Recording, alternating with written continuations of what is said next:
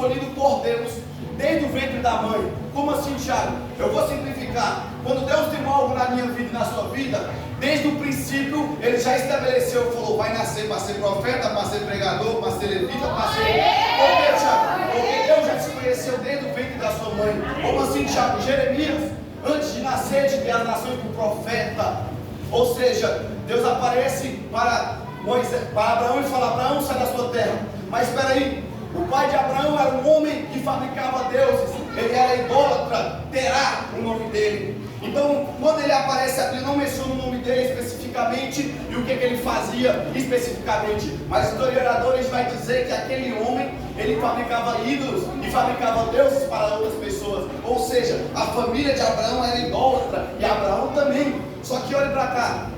Abraão está no meio de um cenário que todo mundo é idólatra, todo mundo está fazendo algo errado, e Abraão está ali no meio. Por que, Thiago, ele está no meio? Porque antigamente, vou simplificar para você, se o pai abrisse um comércio e o pai morresse, o filho dava continuidade ao que o pai fazia, ou seja, era passado de geração para geração. Então, se o pai de Abraão morresse, o que acontecia? Abraão automaticamente tomava conta do ambiente e falava, agora quem tem que tomar de conta sou eu. Só que olha para cá, Abraão, ele fabricava deuses e o pai também. Só que Deus aparece para ele falando, Abraão, Abraão. E aquilo mexe com a cabeça dele. Por quê, Thiago? Porque ele fabricava deuses e os deuses não falavam com ele. Até que um dia o Eu Sou se apresenta para ele, não chamando ele pelo apelido, como a pastora tinha falado aqui, não chamando por vulgo, mas chamando por nome, falando assim, primeira coisa, quando Deus te chama, Ele não te chama pelo apelido, Ele te chama e fala assim, Abraão, sai da sua terra e da sua parentela. Por quê?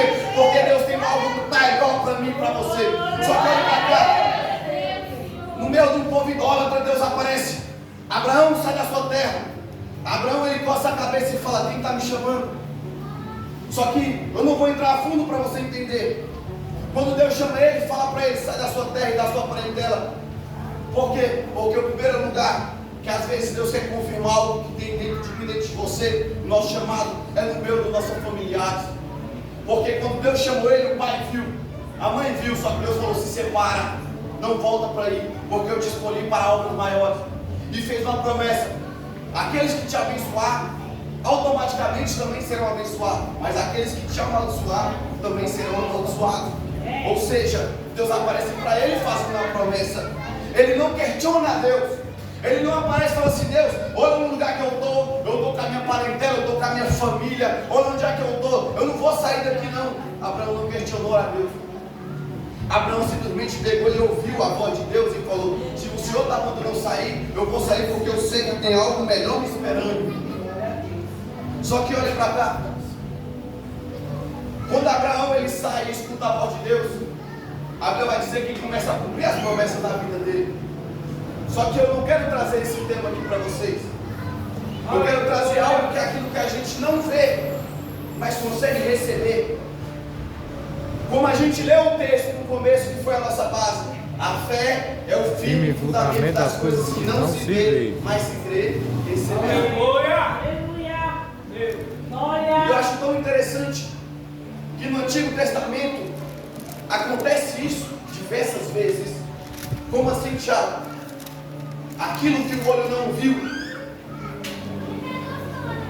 o ouvido não ouviu, não se viu ao coração do homem, são as coisas que Deus preparou para aqueles que o amam. Eu acho tão interessante. No Novo Testamento acontece diversas vezes de pessoas exercer a sua fé e colocar a sua fé num posicionamento tão bom e receber seu milagre. Quem já leu aqui a história daquela mulher do fluxo de sangue que foi citada aqui nessa noite?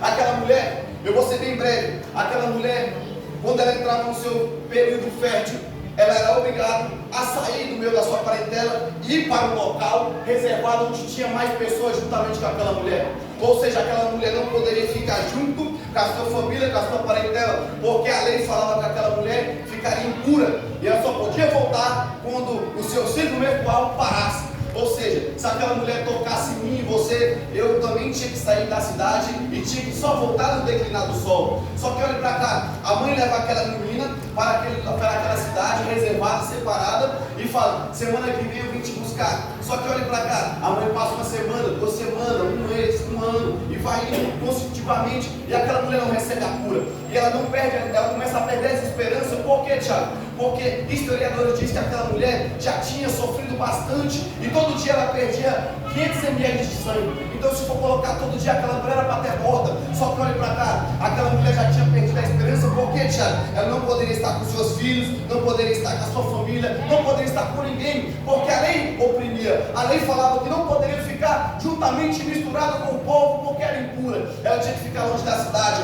Até que um dia ela ouve falar de um homem chamado Jesus. Mas olha para cá para você entender. Quando ela ouve falar de Jesus, o que acontece, Thiago? Ela coloca na tapa do seu coração e fala assim: eu não estou vendo Jesus, mas alguém falou para mim, conjectura minha, que ele cura, salva, batiza, liberta e leva para o céu.